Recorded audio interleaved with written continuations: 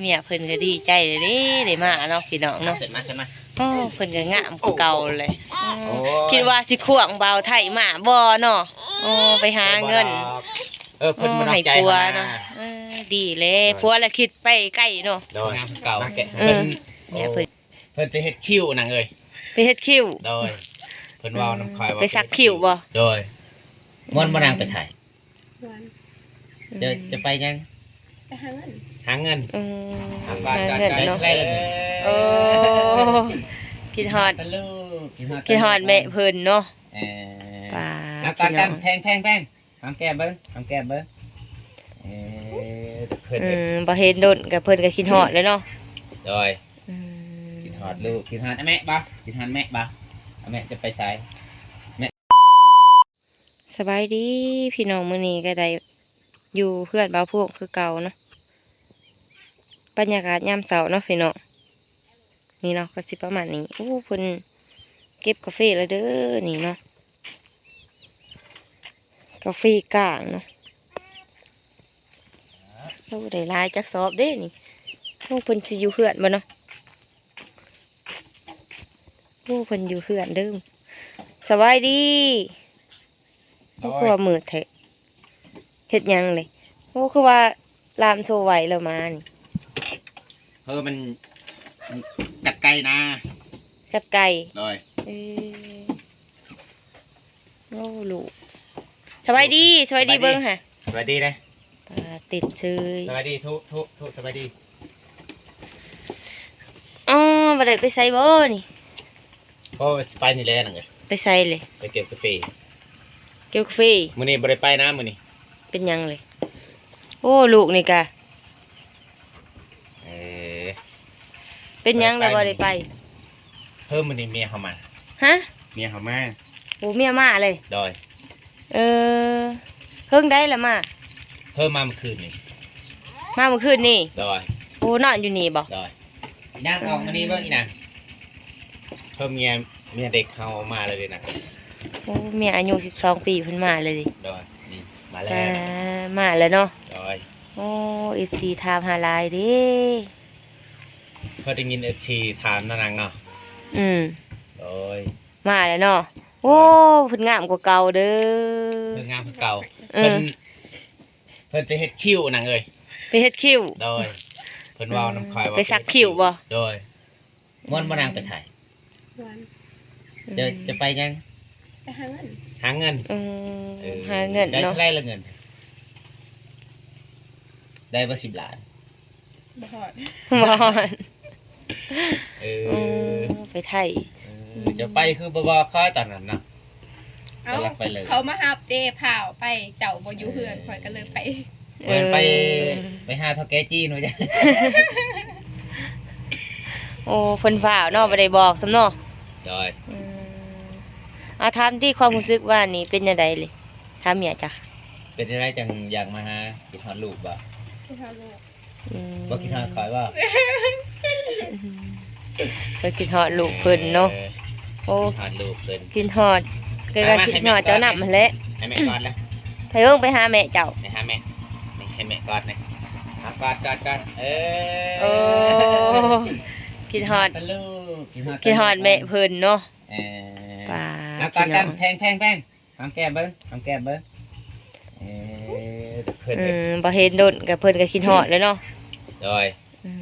คิดฮอดลูกคิดฮอดแม่บ่คิดฮอดแม่บ่แม่จะไปไสโดนเป็นเดือนพุ่นป่ะผัวเจ้าก็เงาเลยอยู่ผู้เดียวฮะโดยเงาแล้วนั่นก็หนังเนาะเมียไปปะเนาะบัดนี้มาแล้วมีความสุขแล้วบัดนี้เนาะโดยยิ้มเลยแล้วน่ะโอ้มันกองสันกินแล้วบ่กินเขาวกินน้ำแล้วบ่นี่เพิ่นสิกินนาเพิ่นกินสิได้ยังเลยกินดิ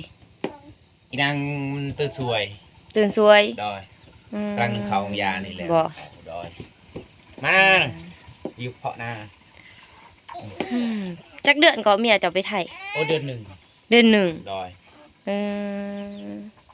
พอดีเดือน1เนาะเดือนกับ5 วันป้าเดือนกับ5 วันโดยโอ้นับครั้งนี้เนาะโดยโอ้เขานับแล้วเฮา บอก เขานอนคิดว่าเพิ่งไปได้เพิ่นสิมา เออ เฮาคิดฮอดแล้วเฮาเมียเฮา เมียมาวันนี้แล้ว โอ้สบายใจแล้วเนาะ ดอย อืมจักเทื่อแล้วจะโทรหาเมียเจ้าค่ะ โอ้ เดี๋ยวแม่จะไป โทรหา2-3ถือ เออ เพิ่นบ่รับนะโทรไปบ่รับ อืม จักลา เพิ่นสิเซอร์ไพรส์บ่จักนี่บัดมาบัดเดียวโลด บัด เพิ่นได้บอกว่ามานี่ บ่ได้บอกซะนะ เออ บ่เราตื่นมื้อแรกมาแต่เก็บกาแฟเด้อบ้านนี่มาแต่เก็บกาแฟเพิ่นมาแล้วก็ฮะไผอีก โอ้โหคิดว่าดาราบ่ คิดว่าดารา โอ้ย่างมากโกโก้บ่ เออ อืม เพิ่นโอ้คนมาแต่กรุงเทพที่นี่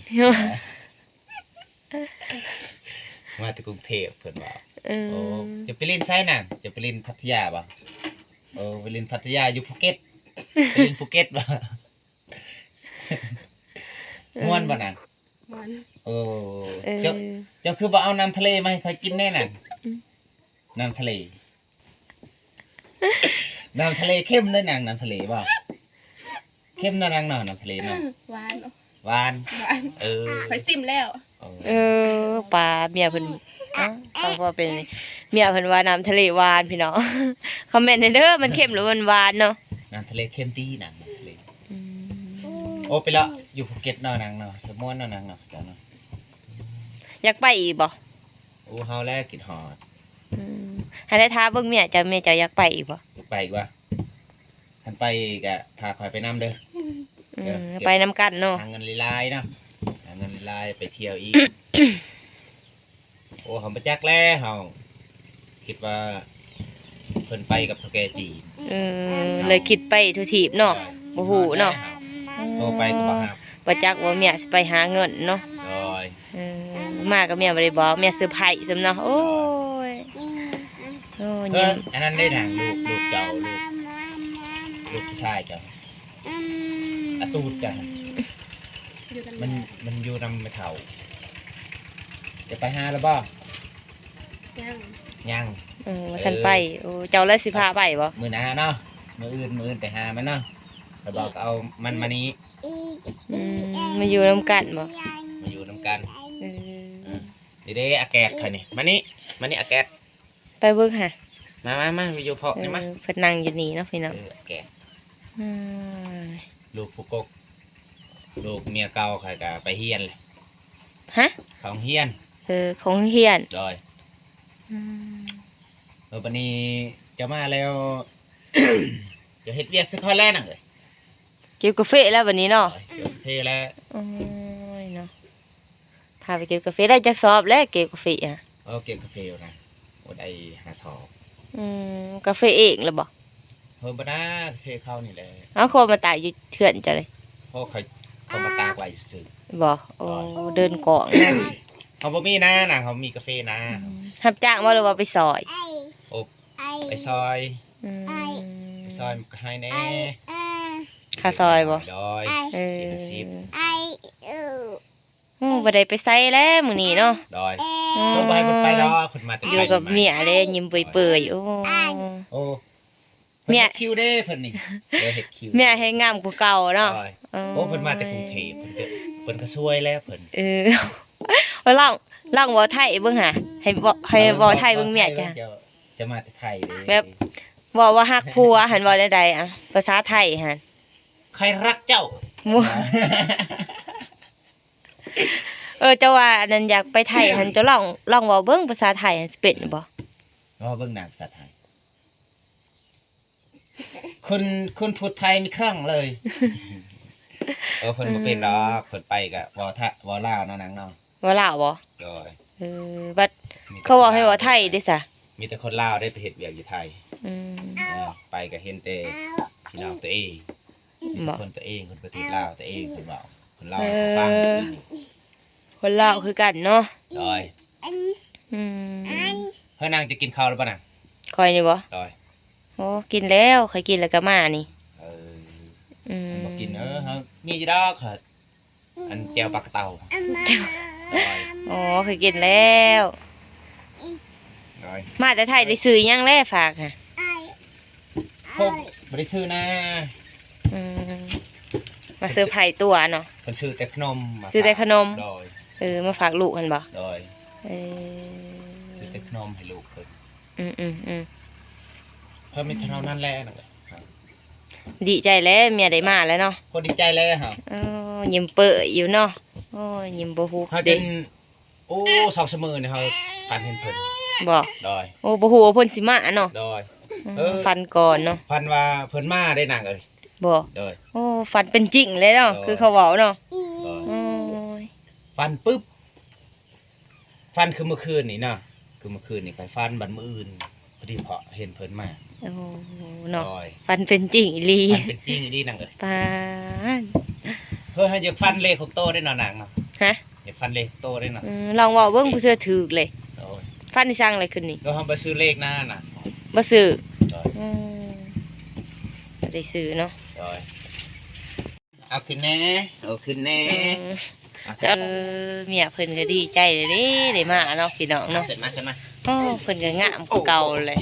โอ้ คิดว่าสิควงเบาไทยมาบ่เนาะโอ้ไปหาเงิน เพิ่นมานั ให้ ใจ ผัว เนาะ เนาะดีเลยผัวละคิดไปใกล้เนาะ โดยมาแกะให้ลูก เมียเพิ่นก็ได้มาเลยเด้พี่น้อง โแม่เพิ่นแกะโอ้แม่เพิ่นแกะเนาะ สิได้ปิดคลิปสำนี้แหล้วพี่น้อง โดย โอ้ยมื้อนี้อันเป็นมื้อดีเนาะ โดย เมียเพิ่นได้มาแต่ไทยเนาะ สุดแล้วเฮานางเอ้ย อืมเมียเพิ่นได้มาแล้วพี่น้อง โดย สิได้ปิดคลิปไว้สำนี้แหล้วพี่น้องเอามีหยังสิเว้าบ่ เพิ่นบ่มีหน้านะเฮาดีใจแล้ว เพิ่นดีใจเลยเนาะปิดคลิปสำนี้เด้อพี่น้อง โดย